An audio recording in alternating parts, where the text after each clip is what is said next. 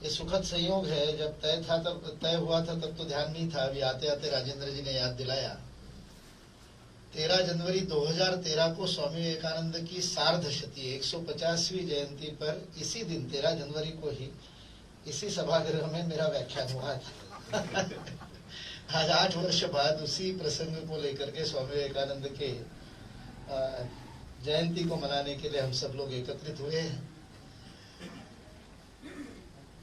राष्ट्रीय युवा दिवस के रूप में 1985 से ये मनाया जाता है, जब स्वामी विवेकानंद का 122वां जन्मदिन था। उस वर्ष से राष्ट्रीय युवा दिवस के रूप में इसे मनाया जाता है, क्योंकि चिर युवा चिर तरुण युवाओं के प्रेरणा स्रोत, यौवन की प्रतिमूर्ति, इस प्रकार से जिनको जाना जाता है। और मैं तो कई बार युवाओं को चुनौती देता हूँ, यहाँ राष्ट्रीय सेवा योजना के स्वयंसेवक बैठे, इसलिए उनके लिए तो और सौभाग्य का विषय है, क्योंकि राष्ट्रीय सेवा योजना के भी प्रेरणा पुरुष स्वामी विवेकानंद ही है। तो मैं कई बार उन ऐसे युवाओं को चुनौती देता हूँ कि स्वामी विवेकानंद की तस्वीर में ही, स्वामी विवेकानंद की चित्र में ही उनकी आंखों में आंखें मिला करके 2 मिनट बैठ करके देखिए। इतना सरल नहीं है, उन आंखों में इतना तेज है कि उसकी फोटो के साथ भी आंखें मिलाना इतना सरल नहीं है। केवल वही व्यक्ति स्वामी विवेकानंद की आंखों से आंखें मिला सकता है जिसके हृदय में पावित्र्य है। जिसका हृदय पवित्र है वही अग्नि को धारण कर सकता है, और स्वामी विवेकानंद साक्षात अग्नि है, जिसके स्पर्श मात्र से जो कुछ भी अपवित्र होगा, कलुष होगा, कल्मश होगा, कचरा होगा, वह सब कुछ जल जाएगा। बचेगा तो केवल सोना, बचेगा तो केवल कुंदन। जो पवित्र होगा, अपने हृदय की पवित्रता को धारण करना है तो विवेकानंद को स्वीकार कीजिए। विवेकानंद आपको अपने अंदर की अच्छाई से परिचय कराएंगे, आपकी क्षमता से परिचय कराएंगे, आपके जीवन में जो अनंत संभावनाएं हैं। एक बार विवेकानंद को यदि आपने ग्रहण कर लिया, विवेकानंद का मान लीजिए 1 पृष्ठ भी आपने पढ़ लिया, तो आपका जीवन परिवर्तित हुए बिना रहेगा नहीं। ऐसे ये पारस्पर्श इनका है स्वामी विवेकानंद का। एक बार विवेकानंद ने यदि आपके हृदय में प्रवेश कर लिया तो उसके बाद में ये मुझसे नहीं होगा, ये संभव नहीं है, हे शक्य नहीं, अरे मला तर जमणार नहीं, ये शब्द ही अपने मुंह पर नहीं आएंगे, क्योंकि ये हृदय ही, ये विचार ही आपके मन में नहीं आएगा कि मैं नहीं कर सकता।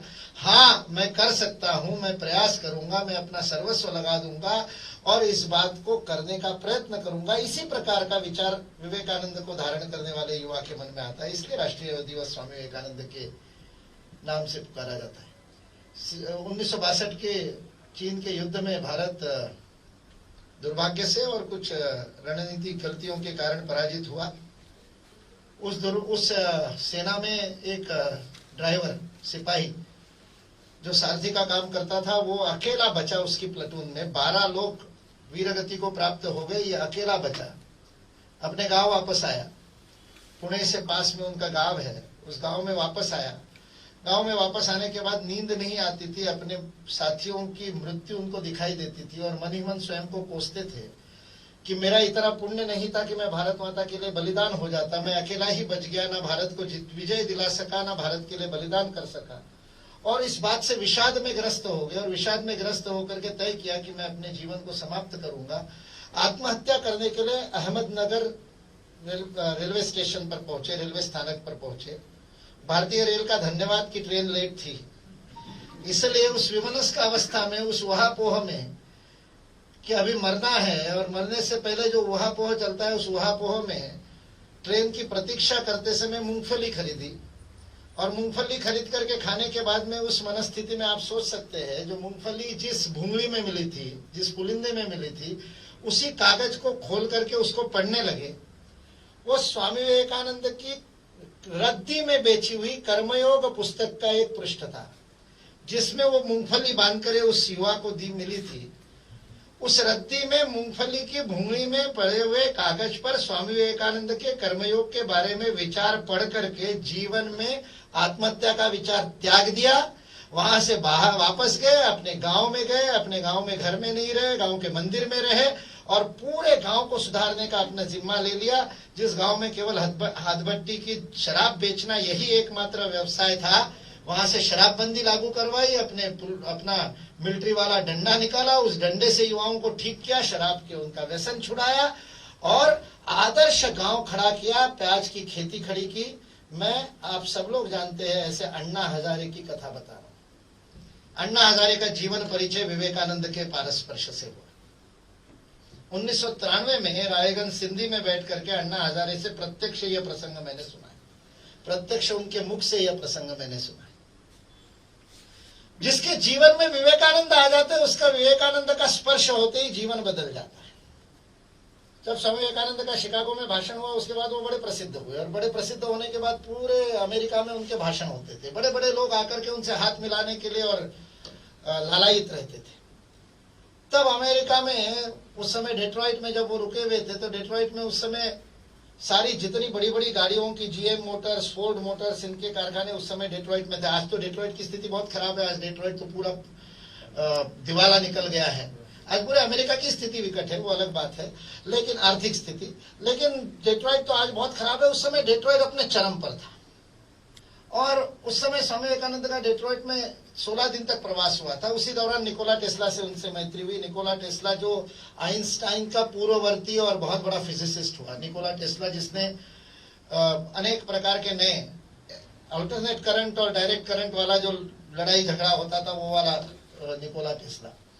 उस निकोला टेस्ला के साथ स्वामी विवेकानंद का 7 दिन तक स्वाध्याय हुआ उपनिषदों के ऊपर, और निकोला टेस्ला ने अपने साइंटिफिक पेपर में स्वामी विवेकानंद को कोट किया कि स्वामी विवेकानंद ने मुझे बताया था, और विवेकानंद उसको समझ में नहीं आया था, तो उसको लगा कि कानंद उनका सरनेम है और VIVE विवे उनका नाम है, तो उन्होंने VIVE विवे मिस्टर विवेकानंद ऐसे अलग लिख करके, और उसने अपने साइंटिफिक पेपर में स्वामी विवेकानंद को कोट किया है निकोला टेस्ला ने। उसी डेट्रॉइट में अमेरिका का सबसे बड़ा अमीर व्यक्ति, जिसके पास अमेरिका में उस समय सर्वाधिक संपत्ति थी, ऐसे रॉकफेलर स्वामी विवेकानंद से मिलने के लिए आए। वो रॉकफेलर ने आकर के स्वामी विवेकानंद को कहा कि मैं आपको बहुत कुछ पैसा दे सकता हूं, मैं तो इतना बड़ा मेरा साम्राज्य, इतना सब कुछ है, ये है।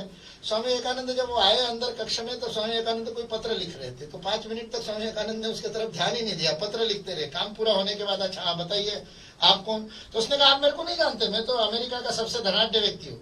तो स्वामी विवेकानंद ने पूरी बात उसकी सुनने के बाद मुस्कुराए, स्वामी विवेकानंद हंसे उसके ऊपर। तो उनकी हंसी देख करके रॉकफेलर ने कहा, do you find it amusing? I am telling you, I am such a big man and you find it amusing. आपको मजा आ रहा है, मेरी बात पर मुझ पर हंस रहे हो? तो स्वामी विवेकानंद ने उनको उत्तर दिया, मैं उस देश में से आता हूं जिस देश में मेरे पास इतना धन है, इस बात को कोई सम्मान नहीं मिलता है। आपने कितना त्याग किया, कितना दिया, इस बात को सम्मान मिलता है। और तुमने सारा स्वयं का वर्णन किया, परिचय किया, उसमें देने की तो कोई बात की नहीं। इसलिए बिनीवाले सर कह रहे हैं कि गोंडवाना यूनिवर्सिटी को भी देना है विश्व को रिसर्च के माध्यम से, क्योंकि भारत में देने का ही सम्मान होता है, त्याग का ही सम्मान होता है, योगदान का ही सम्मान होता है। ये रॉकफेलर को उसके मुंह पे कहने का साहस स्वामी विवेकानंद का था। रॉकफेलर मायूस होकर के, निराश होकर के, अपमानित होकर के चला गया।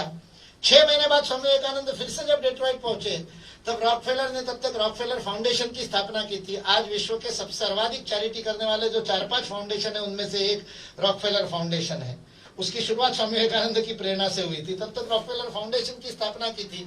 बहुत सारे गरीबों को दान देना, ये करना वो करना करवा करके, उसके अखबारों में फोटो छपवा करके, और उन फोटो अखबारों की कतरने लेकर के स्वामी विवेकानंद को मिलने आया, और वो कतरने स्वामी विवेकानंद के सामने ऐसे डाली टेबल के ऊपर और कहता है, now I have done it. और उसके बाद में उसने कहा कि अब मैं आपको भी दान देना चाहता हूं। तब तो आपने लिया नहीं था, अब मेरे को दान का महत्व समझा। उन्होंने ब्लैंक चेक स्वामी विवेकानंद के सामने रखा कि आप चाहे तो उसमें अंक डालिए, उतना पैसा मैं आपको दान दे सकता हूं। स्वामी विवेकानंद ने रॉकफेलर को कहा, तुम्हारे मन में कितनी दानत है ये मैं कैसे तय कर सकता हूँ, तुम्हारी औकात तो तुम ही जानते हो, तो यहाँ कितने शून्य डालने वो तुम तय करो। I will not decide what you have to.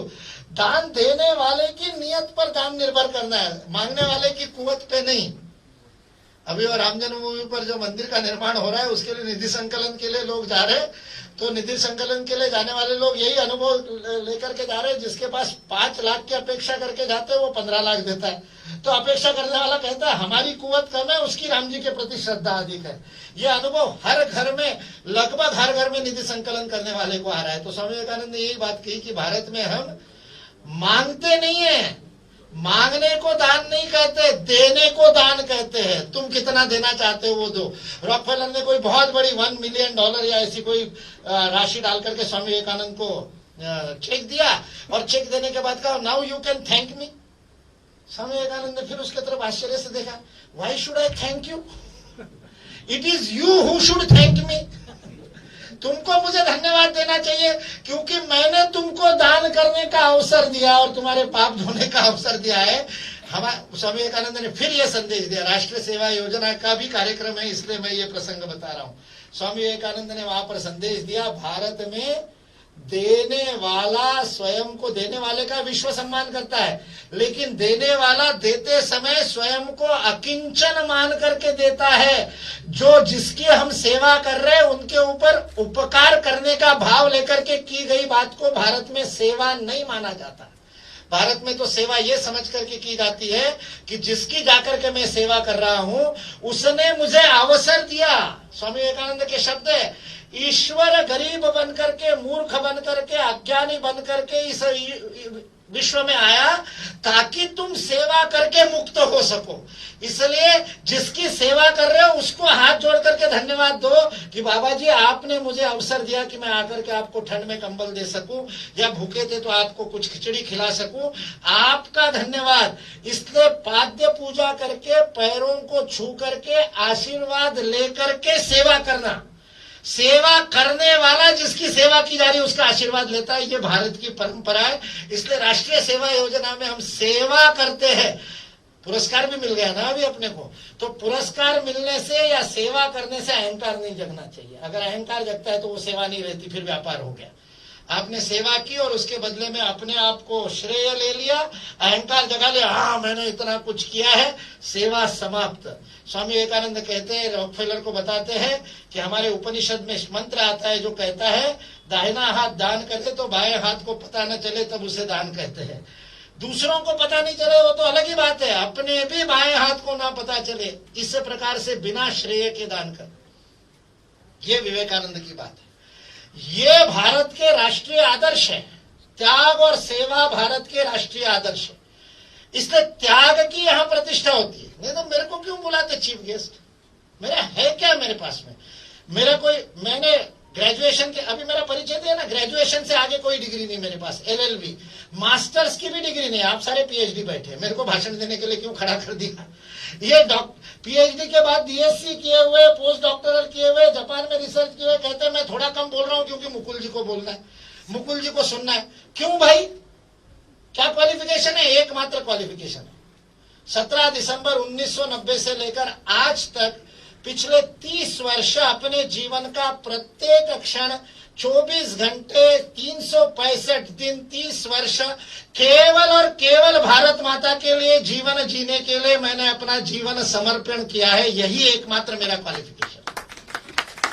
Bharat में केवल त्याग की प्रतिष्ठा होती है। उस त्याग के कारण ही वरखेड़ी सर पीछे पड़ करके मतलब यहां पर मेरे को बुलाए, नहीं तो क्यों बुलाते, नहीं तो मेरा क्या और क्या मेरे पास में है। ना कोई डिग्री है, ना कोई अधिकार है, ना कोई सत्ता है, ना कोई व्यापार है, मैं कुछ नहीं दे सकता किसी को। उसके बावजूद यदि मुझे सम्मान मिलता है तो मुझे पता है वो मेरा सम्मान नहीं है, वो केवल इस बात का सम्मान है क्योंकि भारत में त्याग का सम्मान होता है। त्याग और सेवा ये भारत के आदर्श है। इसलिए योगदान करने को विकास माना जाता है, लेने को नहीं माना जाता, देने को विकास माना जाता है। इसलिए सारे विश्व के सामने ऐसे चरित्रवान ग्लोबल सिटीजन, ऐसे देशभक्त ग्लोबल सिटीजन, ऐसे अंतर्मुख अपने अंदर आत्मशक्ति को लिए हुए जागृत वैश्विक नागरिक, ये तैयार करने वाली शिक्षा भारत की शिक्षा का आदर्श है। वो NEP का आदर्श है, वो राष्ट्रीय शिक्षा नीति का आदर्श है। इसलिए आपने जो तीनों चारों कार्यक्रम यहां पर एकत्रित किए वो एक ही सूत्र से जुड़े हुए हैं। राष्ट्रीय चरित्र वाले वैश्विक नागरिक, ग्लोबल सिटीजन का मतलब इंटरनेशनलिज्म नहीं है, विश्व में योगदान दे सके। आज कोविड का संकट है, मैं आते आते ना बिनी वाले सर को दिखा रहा था, मेरे मोबाइल में जो फोटो है वो कोविड के संकट में सबसे पहली वैक्सीन, सबसे पहली जो विश्व के 2 वैक्सीन जो सबसे पहले तैयार हुई और जो विश्व में सारे विश्व में भेजी जाएगी, वो दोनों वैक्सीन भारत के वैज्ञानिकों ने बनाई। पुणे की सीरम इंस्टीट्यूट ने बनाई वैक्सीन, जिस वैक्सीन को रश वैक्सीन, जल्दबाजी में देने वाली वैक्सीन के रूप में सारे विश्व में भेजा जा रहा है। करोड़ों वैक्सीन विश्व भारत से खरीद रहा है। ये भारत का त्याग है। और अभी मैं फोटो दिखा रहा था, जो वैक्सीन विदेशों में भी और भारत में भी जो वैक्सीन भेजी जा रही है पुणे की सीरम इंस्टीट्यूट के, उसके पैकेज के ऊपर तिरंगा झंडा और तिरंगे झंडे के बीच में और विमान का चित्र और उसके नीचे लिखा है सर्वे संतु निरामया। ये चित्र भेज करके विश्व में भेजा रहा है। उसके नीचे they all let all be healthy, सारा विश्व स्वास्थ्य को प्राप्त करे, ये प्रार्थना हमारे ऋषियों ने सदा की है। सर्वे भवन्तु सुखिना सर्वे संतु निरामया। इसलिए विश्व को योगदान देने के लिए भारत का जन्म हुआ। भारत जब तक देता रहा तब तक उन्नत रहा।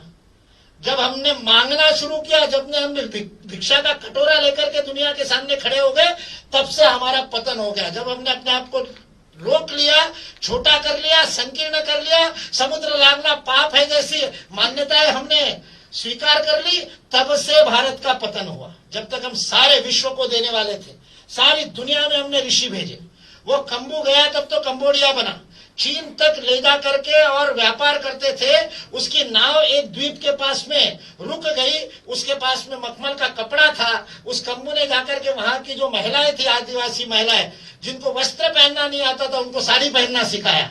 उस रानी के साथ उसका विवाह हो गया। वो कंबुज प्रदेश, जिसको आज हम कंबोडिया कहते हैं, वहां भारतीय संस्कृति की पूजा होती है। लाओस में, वियतनाम में भारतीय संस्कृति की पूजा होती है। सारे समुद्र के पार नवद्वीपों में हमारा कार्य था। जब तक हम ऐसा कर रहे थे तब तक भारत उन्नत था। जब हम संकीर्ण हो गए, संकुचित हो गए, स्वार्थी हो गए, मांगने वाले हो गए, इसलिए हमारे यहाँ जो देता है उसको देवता कहते हैं। असमिया भाषा में और पिताजी को देवता कहते हैं। मैंने पूछा पिताजी को क्यों देवता कहते हो, तो असमिया लोगों ने बहुत सुंदर उत्तर दिया, पूरे परिवार को देने वाले तो पिताजी है, he is the provider of the family. सारे परिवार की व्यवस्था वही कहता है, इसलिए जो देता है वो देवता। ये तो वही सुदूर पूर्व की बात आसाम की, और सुदूर पश्चिम राजस्थान में भिखारी के लिए शब्द है मंगता। हम अपने विश्वविद्यालयों में से, हम हमारी शिक्षा व्यवस्था में से देवता उत्पन्न कर रहे या मंगते उत्पन्न कर रहे, मांगने वाले उत्पन्न कर रहे। हमारी शिक्षा, हमारी मांगे पूरी करो नारे लगाने वाले युवा उत्पन्न कर रहे, नौकरी की भिक्षा मांगते हुए दर दर भटकने वाले नागरिक उत्पन्न कर रहे, एक चपरासी की और जगह के लिए 1 लाख आवेदन करने वाले मंगते युवाओं का निर्माण करने वाले विश्वविद्यालय है, या हमारे विश्वविद्यालय 50 लोगों को नौकरी देने वाले उद्यमी उत्पन्न करने वाले। Don't be a job seeker, be a job giver. राष्ट्रीय शिक्षा नीति में यह शब्द प्रयोग हुआ है।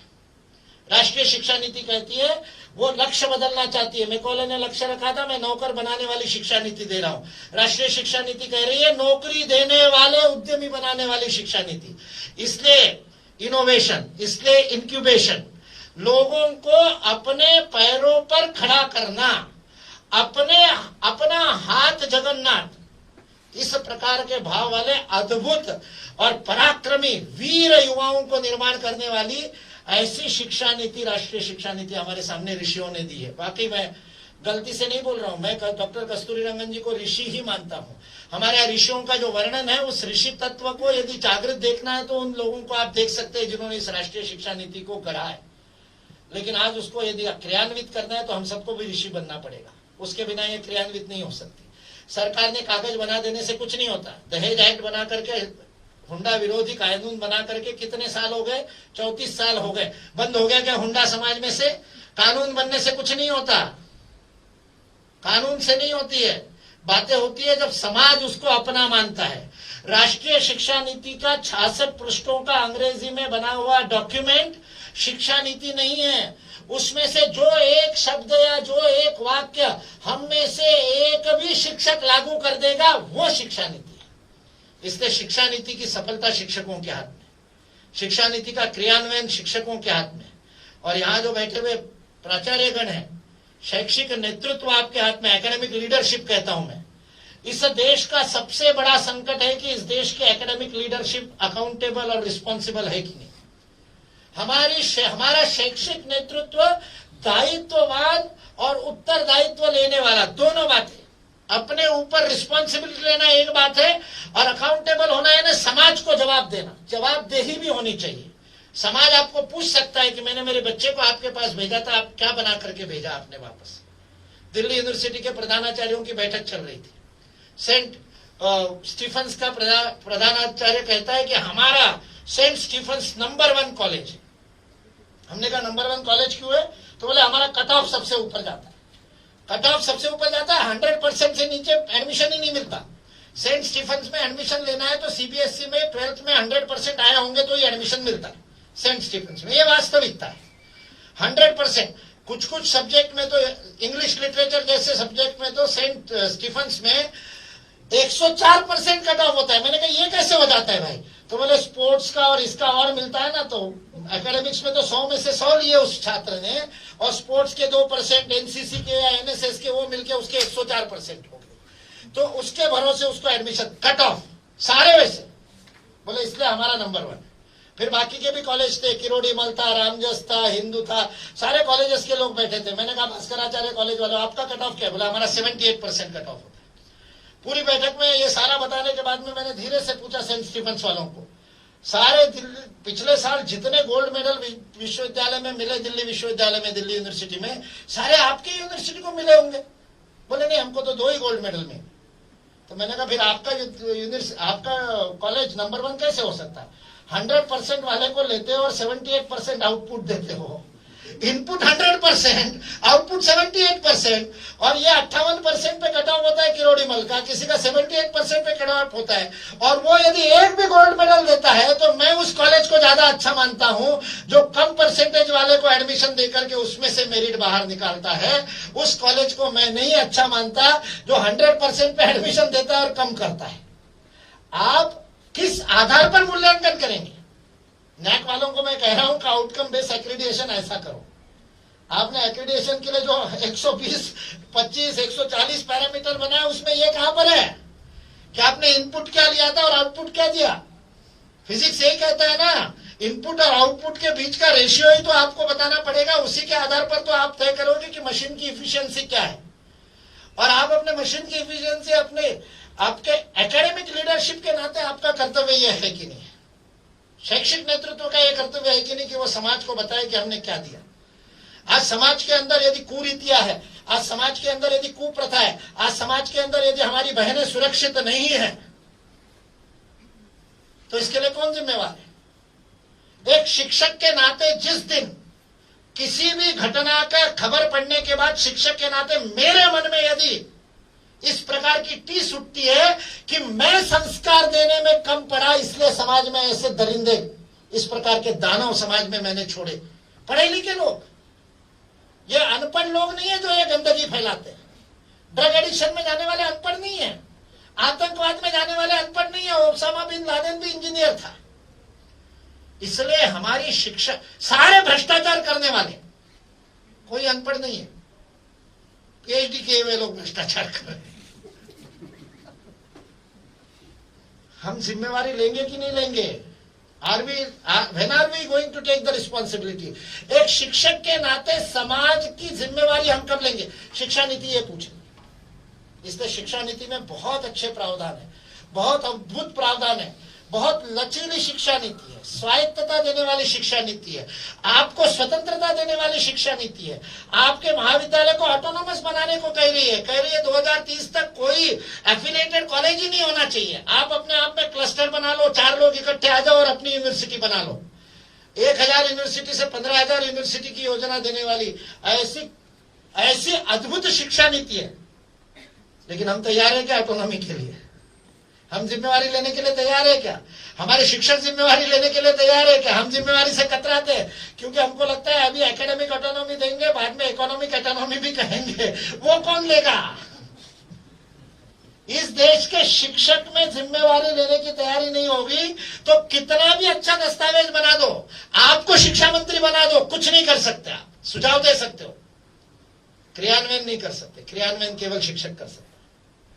इसलिए जब नीति आयोग ने भारतीय शिक्षण मंडल को कहा कि शिक्षा नीति के क्रियान्वयन में आप क्या करोगे, तो भारतीय शिक्षण मंडल ने दायित्व लिया कि हम पूरे देश के सारे जिलों में जाकर के विद्यालय के और महाविद्यालयों के शिक्षकों के साथ बातचीत करेंगे। हम उनको सेंसिटाइज करना चाहते हैं, हम उनको जागृत करना चाहते हैं। हम उनसे पूछना चाहते हैं कि शिक्षा नीति को लागू करने में आपको क्या कठिनाई आएगी, आपके सामने चुनौती क्या है, और फिर अगला प्रश्न पूछेंगे उसका समाधान क्या है, क्योंकि आपसे अच्छा क्रिएटिव आंसर कोई नहीं दे सकता। टीचर से बड़ा क्रिएटिव व्यक्ति कौन है? शिक्षक से बड़ा सृजन करने वाला, रचना करने वाला व्यक्ति कौन है? किसी भी गांव में आज भी गांव में कोई भी समस्या सामने आती है तो मास्टर साहब को ढूंढते हैं, मास्टर साहब को जाकर के पूछो, क्योंकि पूरे गांव को विश्वास है कि गुरुजी ही समाधान दे सकते हैं।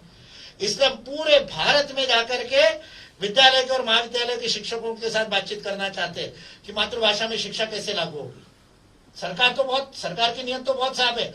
निशंक जी ने, हमारे जो शिक्षा मंत्री है, उन्होंने आईआईटी और एनआईटी के डायरेक्टर्स की अभी 2 सप्ताह पहले बैठक ली और तय हो गया 2021 जुलाई से आईआईटी में भारतीय भाषाओं में पढ़ाई शुरू हो जाएगी।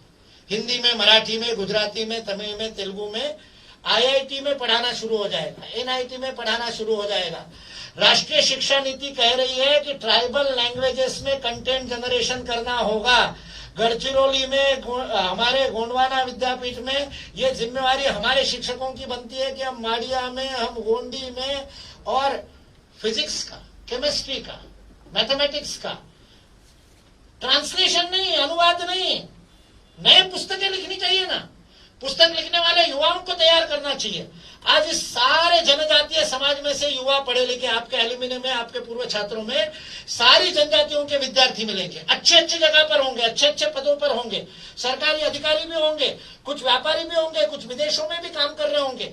उस सारी, वो आपकी सबसे बड़ी निधि है। एक शिक्षक की सबसे बड़ी निधि उसके विद्यार्थी होते हैं, उसके पूर्व छात्र उसकी सबसे बड़ी निधि होती है। उनका सबका उपयोग करके ओरिजिनल किताबें लिखवाइए ना।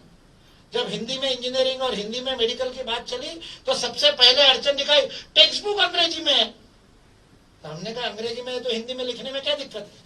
बोले नहीं, ट्रांसलेट करेंगे तो रॉयल्टी देनी पड़ेगी, फॉरेन पब्लिकेशन की रॉयल्टी बहुत ज्यादा होती है। हमने कहा ट्रांसलेट करते क्यों? इतने वर्षों से आप मेडिकल में पढ़ा रहे हो, आपको विषय आता है, आप लिख दो ना हिंदी में पुस्तक।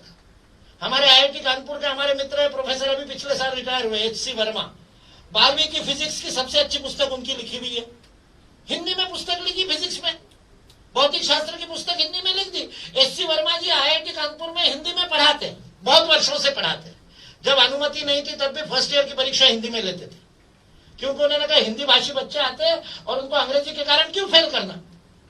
आज एच.सी. वर्मा जैसे हजारों एच.सी. वर्मा तैयार करने वाली शिक्षा नीति दी है। ये ऐसी चमत्कार करने वाली शिक्षा नीति है, यदि भारतीय भाषाओं में अनुसंधान, रिसर्च, नेशनल रिसर्च फाउंडेशन में ये एक वाक्य है कि भारतीय भाषाओं में अनुसंधान को बढ़ावा मिलेगा।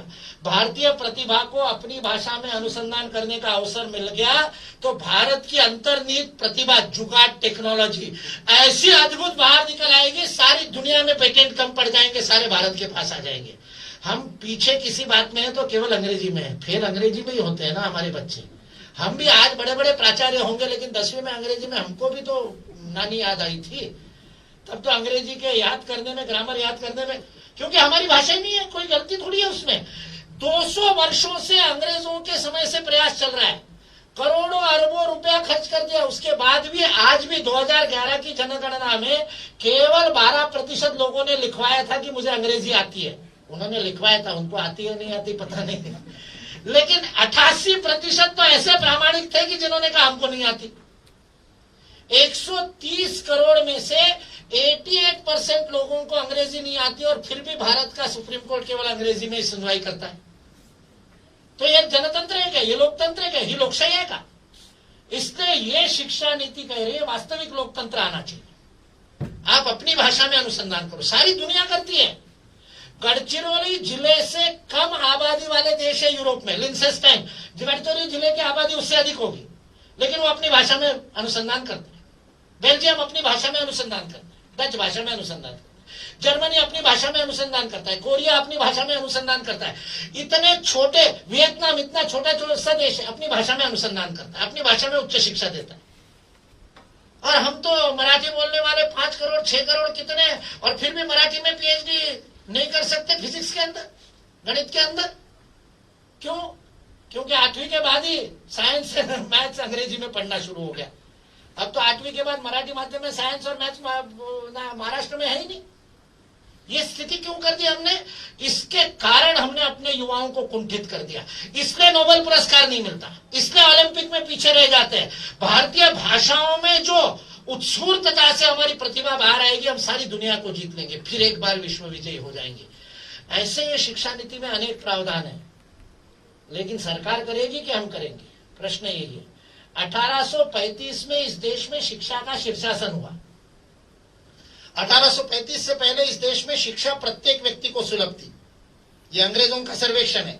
1823 में अंग्रेजों ने सर्वे किया पूरे भारत के 7 लाख गांवों का, और उस सर्वेक्षण में अंग्रेजों ने बताया 100% लिटरेसी, सभी जातियों के, सभी संप्रदाय के, सभी महिला पुरुष सबको भारत में शिक्षा मिलती थी। ये मैं नहीं कह रहा हूं, थॉमस मुनरो ने लिखा है। दक्षिण में थॉमस मुनरो ने किया सर्वेक्षण, दक्षिण के आज के जो 5 राज्य है, वो लिखता है 100% लिटरेसी। हमारा ये जो प्रदेश है, बॉम्बे प्रेसिडेंसी में आता था, बॉम्बे प्रेसिडेंसी में विलियम एडम नाम के क्रिश्चियन पादरी ने सर्वेक्षण किया, और वो लिखता है 98% लिटरेसी थी।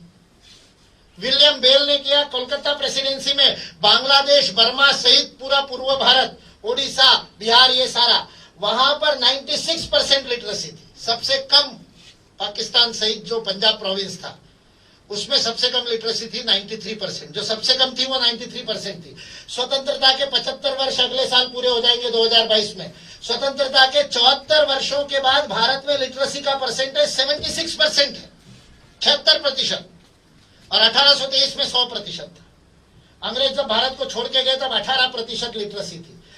82% 82% भारत को निरक्षर करने का काम मैकॉले ने किया। 1835 के उस शिक्षा तंत्र के शीर्षासन को ठीक करने का काम ये 2020 की शिक्षा नीति कर रही है।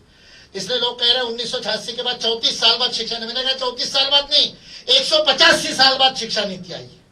185 साल पहले इस देश के शिक्षा का सत्यानाश हुआ था। ये शिक्षा नीति उसको ठीक करने वाली, शीर्षासन को ठीक करने वाली शिक्षा नीति है।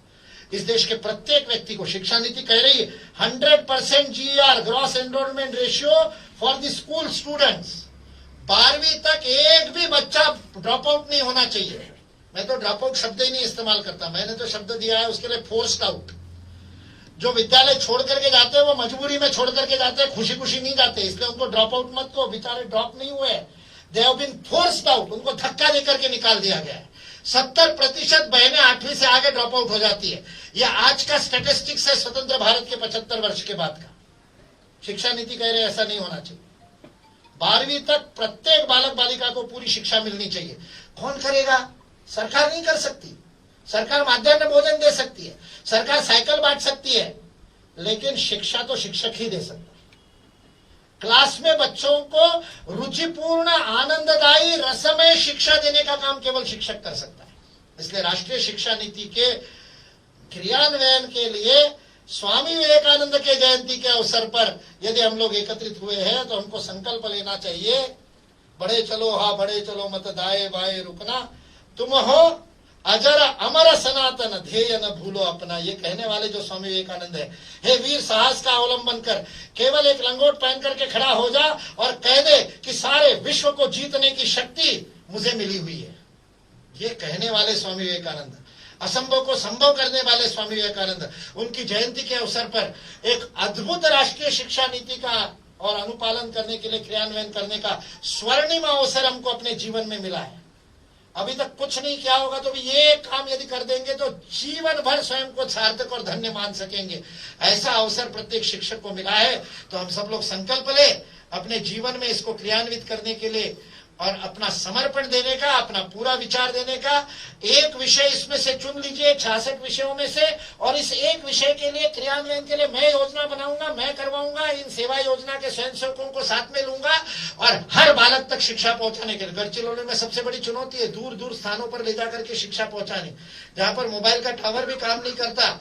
ऐसे जगहों पर भामरागढ़ में और हेमलकसा में और वहां जाकर के बाबा आमटे के पुत्र काम कर सकते तो हम क्यों नहीं कर सकते। और सेवा कार्य नहीं, स्वावलंबी आत्मनिर्भर समाज को खड़ा करना, सेवा ऐसी करनी कि अगले साल सेवा की आवश्यकता न पड़े। नहीं तो एक बहुत सुंदर शरद जोशी की कविता थी, उन्होंने कहा कि मंत्री जी ने वृक्षारोपण किया और वृक्षारोपण करते समय मंत्री जी ने भाषण दिया, गत 10 वर्षों से इसी स्थान पर इसी एक गड्ढे में वृक्षारोपण करने का रिकॉर्ड मैंने बनाया है। वृक्षारोपण करके पेड़ नहीं जीवित रहते, अगले साल पर्यावरण दिवस पे वहीं जाकर के वृक्षारोपण करते। ऐसे वृक्षारोपण नहीं करना। राष्ट्रीय सेवा योजना यदि 10 वर्षों से एक ही और गांव को गोद लेकर के काम कर रही है तो क्या काम किया? फिर 10 साल के बाद भी सेवा की आवश्यकता पड़ रही, फिर क्या सेवा की हमने?